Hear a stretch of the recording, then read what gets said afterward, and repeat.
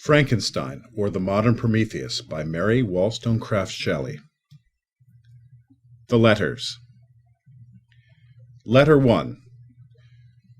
To Mrs. Saville, England, St. Petersburg, December 11th, sometime in the 1700s. You will rejoice to hear that no disaster has accompanied the commencement of an enterprise which you have regarded with such evil forebodings. I arrived here yesterday, and my first task is to assure my dear sister of my welfare and increasing confidence in the success of my undertaking. I am already far north of London, and as I walk in the streets of Petersburg, I feel a cold northern breeze play upon my cheeks, which braces my nerves and fills me with delight. Do you understand this feeling? This breeze, which has traveled from the regions towards which I am advancing, gives me a foretaste of those icy climes. Inspirited by this wind of promise, my daydreams become more fervent and vivid. I try in vain to be persuaded that the pole is the seat of frost and desolation. It ever presents itself to my imagination as the region of beauty and delight. There, Margaret, the sun is forever visible, its broad disk just skirting the horizon and diffusing a perpetual splendor. There, for with your leave, my sister, I will put some trust in preceding navigators. There, snow and frost are banished, and sailing over a calm sea, we may be wafted to a land surpassing in wonders and in beauty every region hitherto discovered on the habitable globe. Its productions and features may be without example, as the phenomena of the heavenly bodies undoubtedly are in those undiscovered solitudes. What may not be expected in a country of eternal light? I may there discover the wondrous power which attracts the needle, and may regulate 1,000 celestial observations that require only this voyage to render their seeming eccentricities consistent forever. I shall satiate my ardent curiosity with the sight of a part of the world never before visited, and may tread a land never before imprinted by the foot of man. These are my enticements, and they are sufficient to conquer all fear of danger or death, and to induce me to commence this laborious voyage with the joy a child feels when he embarks in a little boat with his holiday mates on an expedition of discovery up his native river. But supposing all these conjectures to be false, you cannot contest the inestimable benefit which I shall confer on all mankind, to the last generation, by discovering a passage near the pole to those countries, to reach which, at present, so many months are requisite, or by ascertaining the secret of the magnet, which, if at all possible, can only be effected by an undertaking such as mine. These reflections have dispelled the agitation with which I began my letter, and I feel my heart glow with an enthusiasm which elevates me to heaven, for nothing contributes so much to tranquilize the mind as a steady purpose, a point on which the soul may fix its intellectual eye. This expedition has been the favorite dream of my early years. I have read with ardor the accounts of the various voyages which have been made in the prospect of arriving at the North Pacific Ocean through the seas which surround the pole. You may remember that a history of all the voyages made for purposes of discovery compose the whole of our good Uncle Thomas's library. My education was neglected, yet I was passionately fond of reading.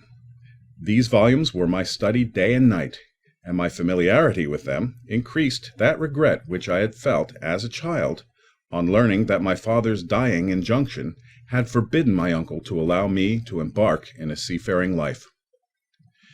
These visions faded when I perused, for the first time, those poets whose effusions entranced my soul and lifted it to heaven. I also became a poet, and for 1 year lived in a paradise of my own creation. I imagined that I also might obtain a niche in the temple where the names of Homer and Shakespeare are consecrated. You are well acquainted with my failure, and how I heavily bore the disappointment.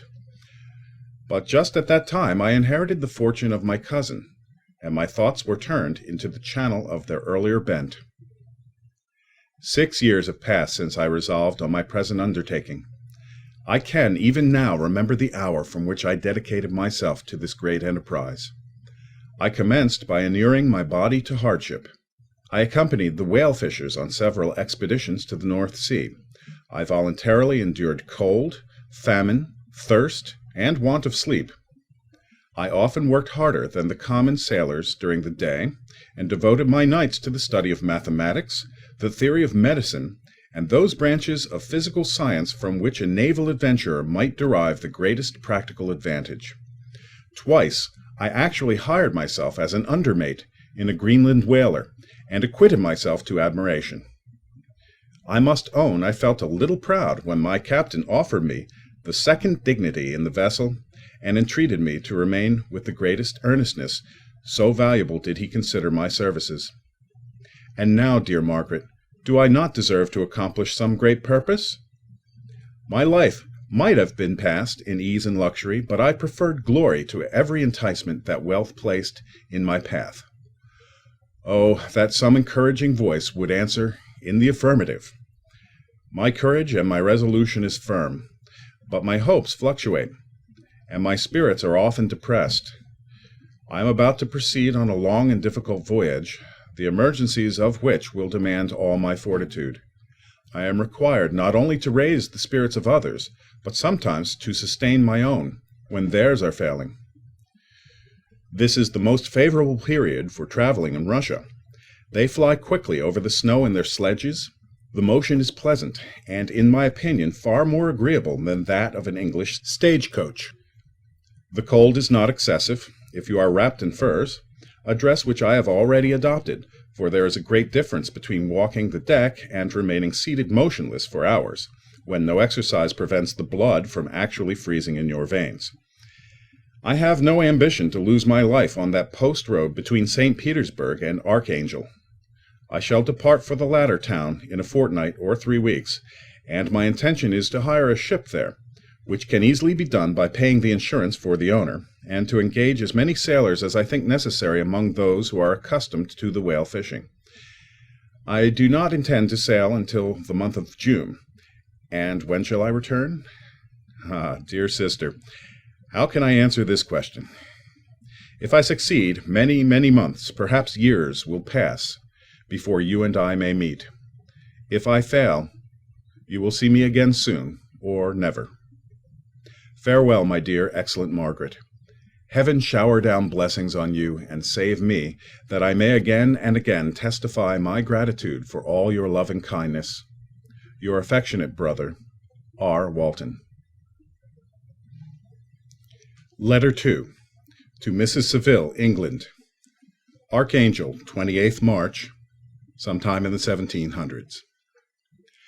How slowly the time passes here, encompassed as I am by frost and snow, yet a second step is taken toward my enterprise.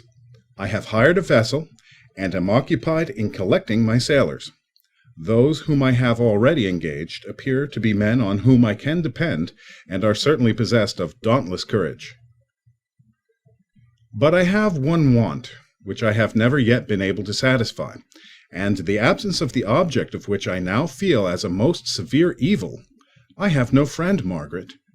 When I am glowing with the enthusiasm of success, there will be none to participate my joy. If I am assailed by disappointment, no one will endeavor to sustain me in dejection. I shall commit my thoughts to paper, it is true, but that is a poor medium for the communication of feeling.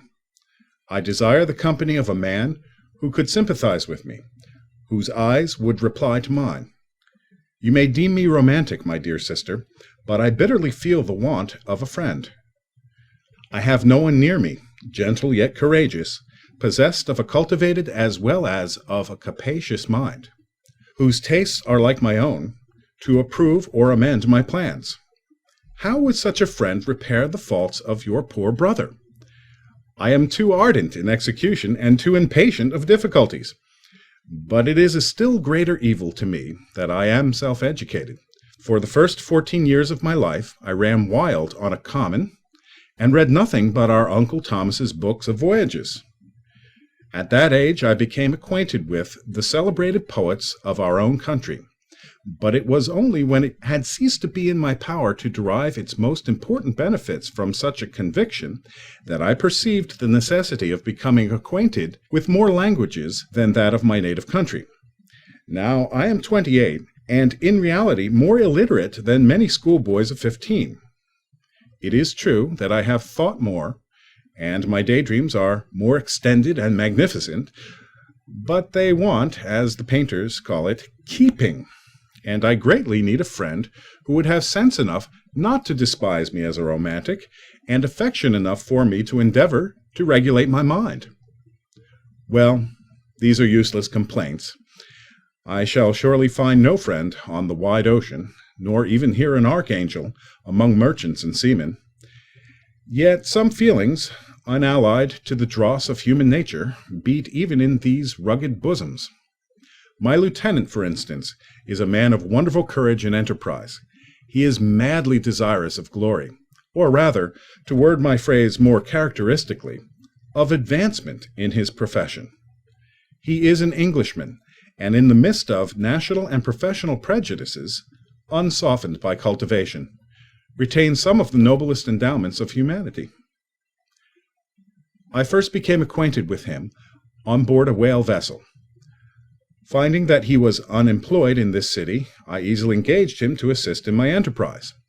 The master is a person of excellent disposition, and is remarkable in the ship for his gentleness and the mildness of his discipline.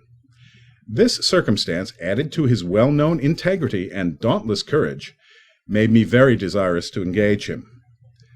A youth passed in solitude, my best years spent under your gentle and feminine fosterage, has so refined the groundwork of my character that I cannot overcome an intense distaste to the usual brutality exercised on board ship.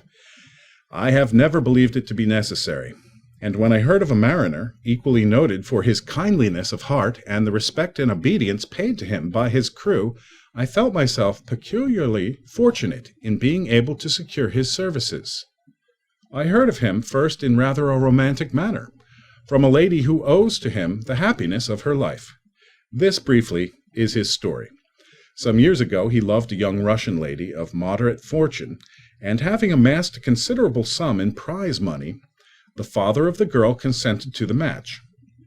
He saw his mistress once before the destined ceremony, but she was bathed in tears, and throwing herself at his feet, entreated him to spare her, confessing at the same time that she loved another, but that he was poor, and that her father would never consent to the union. My generous friend reassured the suppliant, and on being informed of the name of her lover, instantly abandoned his pursuit. He had already bought a farm with his money, on which he had designed to pass the remainder of his life, but he bestowed the whole on his rival, together with the remains of his prize money, to purchase stock, and then himself solicited the young woman's father to consent to her marriage with her lover. But the old man decidedly refused, thinking himself bound in honor to my friend, who, when he found the father inexorable, quitted his country, nor returned until he heard that his former mistress was married according to her inclinations. What a noble fellow, you will exclaim. He is so, but then he is wholly uneducated. He is as silent as a Turk, and a kind of ignorant carelessness attends him, which, while it renders his conduct the more astonishing, detracts from the interest and sympathy which otherwise he would command.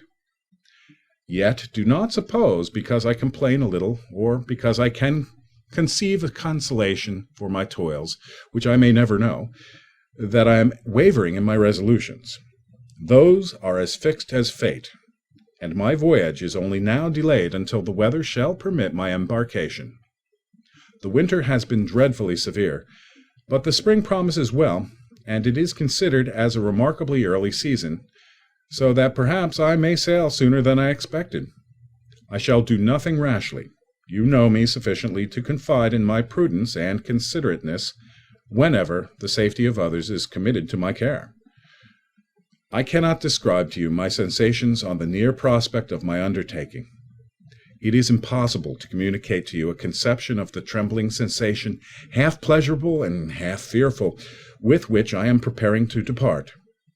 I am going to unexplored regions, to the land of mist and snow, but I shall kill no albatross. Therefore do not be alarmed for my safety, or if I should come back to you as worn and woeful as the ancient mariner. You will smile at my allusion, but I will disclose a secret. I have often attributed my attachment to, my passion and enthusiasm for, the dangerous mysteries of ocean to that production of the most imaginative of modern poets. There is something at work in my soul which I do not understand. I am practically industrious, painstaking, a workman to execute with perseverance and labor, but besides this there is a love for the marvelous, a belief in the marvelous, intertwined in all my projects, which hurries me out of the common pathways of men, even to the wild sea and unvisited regions I am about to explore. But to return to dearer considerations, shall I meet you again, after having traversed immense seas, and returned by most southern cape of Africa or America? I dare not expect such success, yet I cannot bear to look on the reverse of the picture. Continue for the present to write to me by every opportunity. I may receive your letters on some occasions when I need them most to support my spirits. I love you very tenderly. Remember me with affection should you never hear from me again. Your affectionate brother, Robert Walton. Letter 3. To Mrs. Saville, England, July 7th, sometime in the 1700s. My dear sister, I write a few lines in haste to say that I am safe and well advanced on my voyage. This letter will reach England by a merchantman now on its homeward voyage from Archangel, more fortunate than I, who may not see my native land perhaps for many years. I am, however, in good spirits. My men are bold and apparently firm of purpose, nor do the floating sheets of ice that continually pass us, indicating the dangers of the region toward which we are advancing, appear to dismay them. We have already reached a very high latitude, but it is the height of summer, and although not so warm as in England, the southern gales which blow us speedily towards those shores which I so ardently desire to attain breathe a degree of renovating warmth which I had not expected. No incidents have hitherto befallen us that would make a figure in a letter. One or two stiff gales and the springing of a leak are accidents which experienced navigators scarcely remember to record, and I shall be well content if nothing worse happen to us during our voyage. Adieu, my dear Margaret. Be assured that for my own sake, as well as yours, I will not rashly encounter danger. I will be cool, persevering, and prudent. But success shall crown my endeavors. Wherefore not?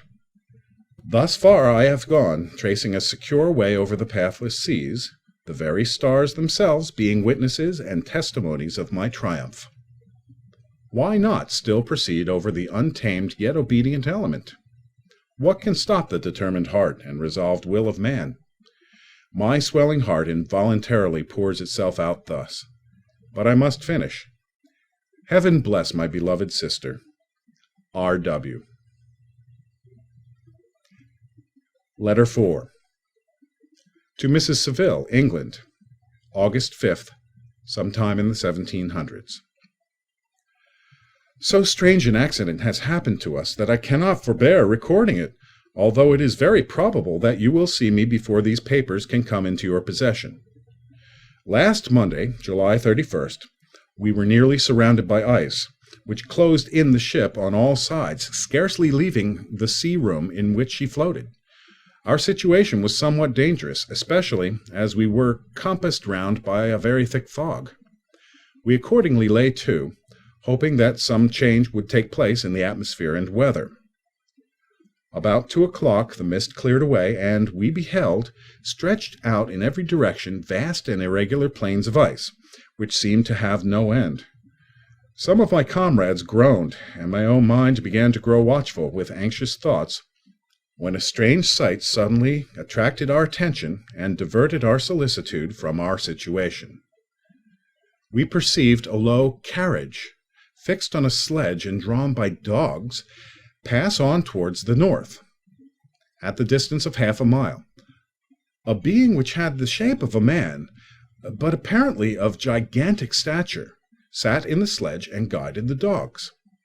We watched the rapid progress of the traveler with our telescopes until he was lost among the distant inequalities of the ice. This appearance excited our unqualified wonder. We were, as we believed, many hundred miles from any land, but this apparition seemed to denote that it was not, in reality, so distant as we had supposed. Shut in, however, by ice, it was impossible to follow his track, which we had observed with the greatest attention.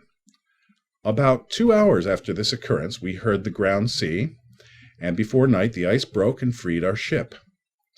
We, however, lay to until the morning, fearing to encounter in the dark those large, loose masses which float about after the breaking up of ice. I profited of this time to rest for a few hours. In the morning, however, as soon as it was light, I went upon deck and found all the sailors busy on one side of the vessel, apparently talking to someone in the seas.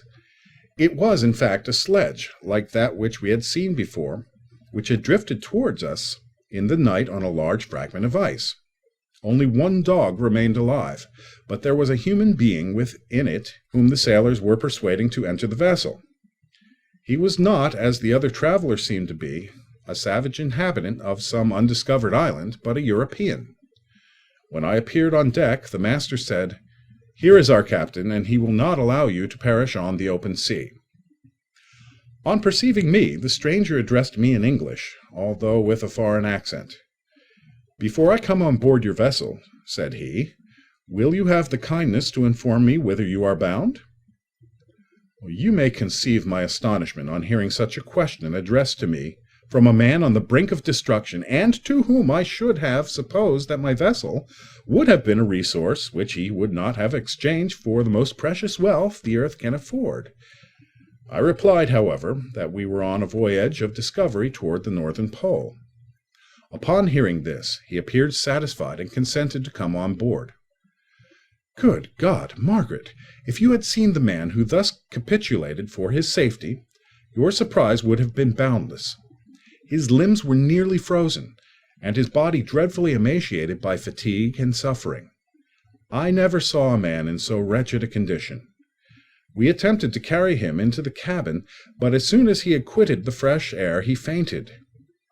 We accordingly brought him back to the deck, and restored him to animation by rubbing him with brandy and forcing him to swallow a small quantity.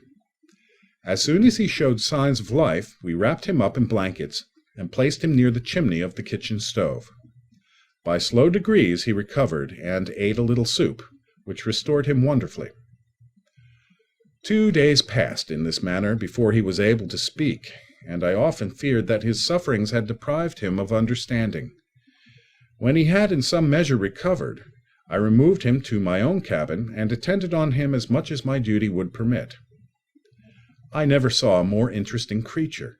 His eyes have generally an expression of wildness, and even madness, but there are moments when, if any one performs an act of kindness towards him, or does him the most trifling service, his whole countenance is lighted up, as it were, with a beam of benevolence and sweetness that I never saw equalled. But he is generally melancholy and despairing, and sometimes he gnashes his teeth, as if impatient of the weight of woes that oppresses him.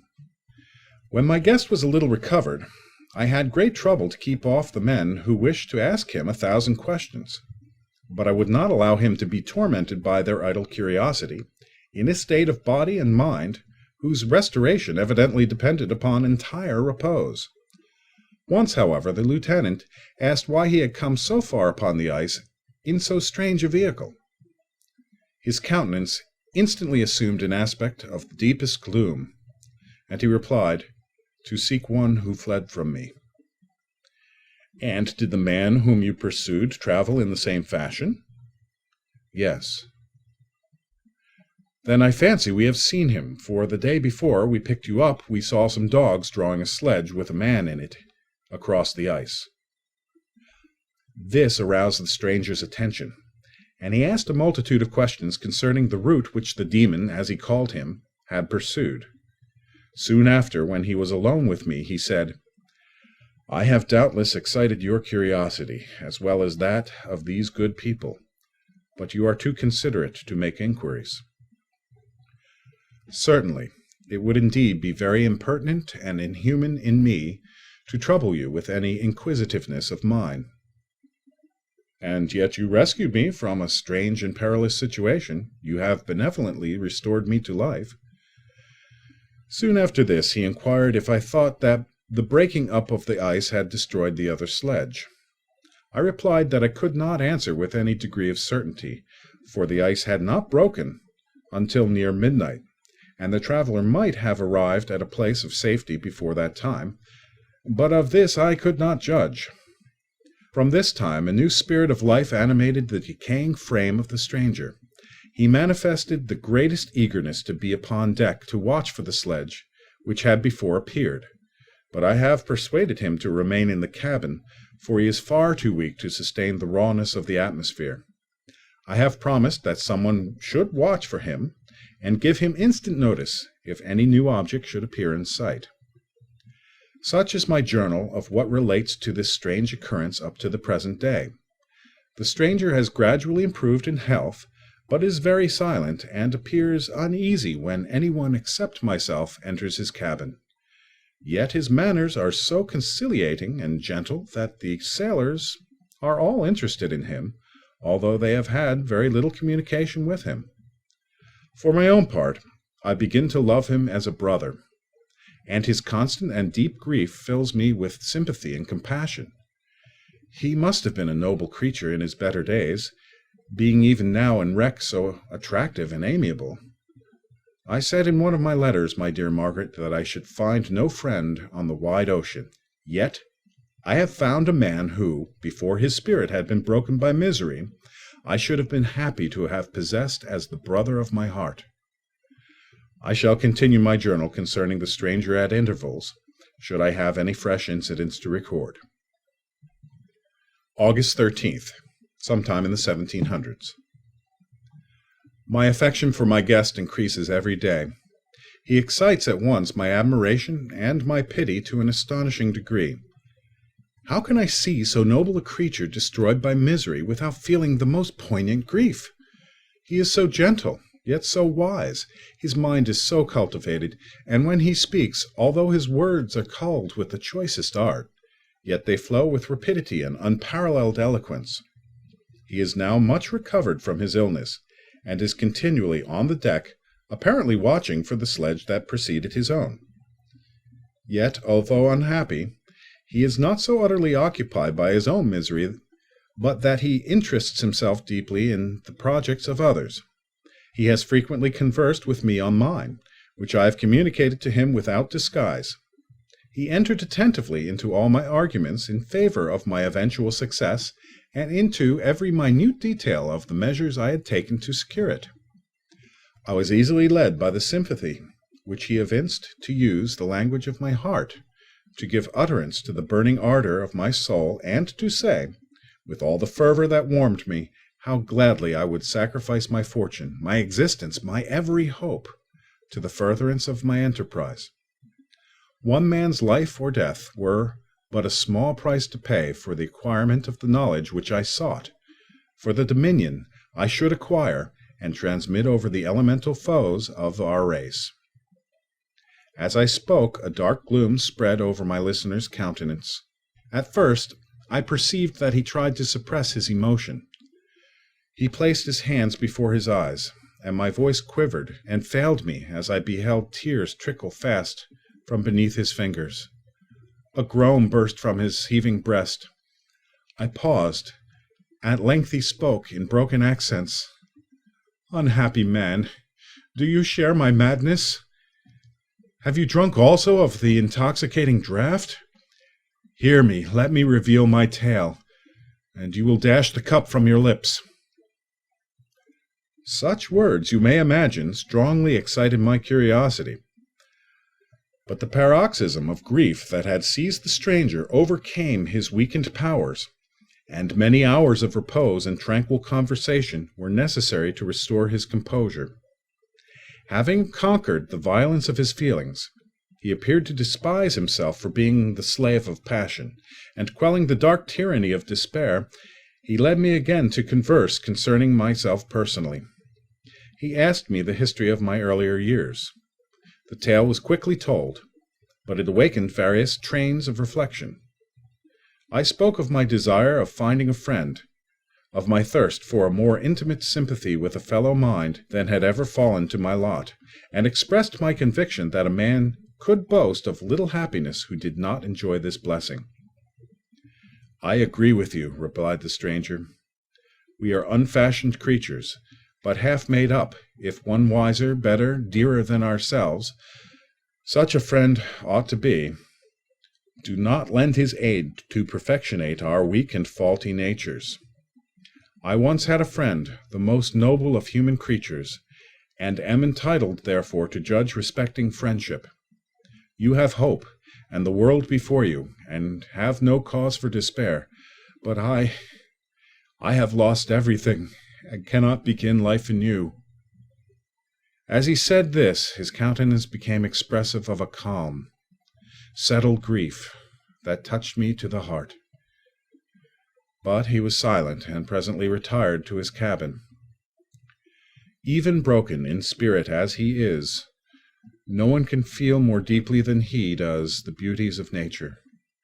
The starry sky, the sea, and every sight afforded by these wonderful regions seems still to have the power of elevating his soul from earth. Such a man has a double existence. He may suffer misery and be overwhelmed by disappointments. Yet, when he has retired into himself, he will be like a celestial spirit that has a halo around him, within whose circle no grief or folly ventures. Will you smile at the enthusiasm I express concerning this divine wanderer? You would not if you saw him. You have been tutored and refined by books and retirement from the world, and you are therefore somewhat fastidious. But this only renders you the more fit to appreciate the extraordinary merits of this wonderful man. Sometimes I have endeavored to discover what quality it is which he possesses that elevates him so immeasurably above any other person I ever knew.